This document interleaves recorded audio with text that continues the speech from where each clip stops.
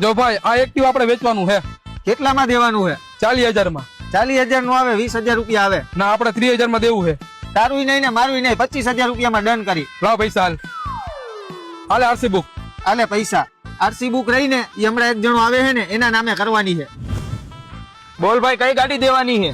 આ ગાડી દેવાની છે ભાઈ, કેટલામાં દેવાની છે? 50,000 માં. ખામ ઉપર હું ચેક કરી લઉં પછી હું તને કહેવાના કેટલા આવે ને ઈ. रुको जरा सबर करो. કા ભાઈ કેમ છે આ ગાડી? કેટલા આવે આના? એલા આનું એન્જિન પતી ગયું, આના 5,000 રૂપિયા નો આવે, આને ભંગારમાં જવા દે. આજ પછી આવી ભંગાર જેવી ગાડી હાટું મને નો ધક્કો ખવડાવતો હો. એવું ન હોય કે દલાલી કરે હંમેશા ફાયદો જ થાય, અમુક વાર નુકસાની પણ થાય.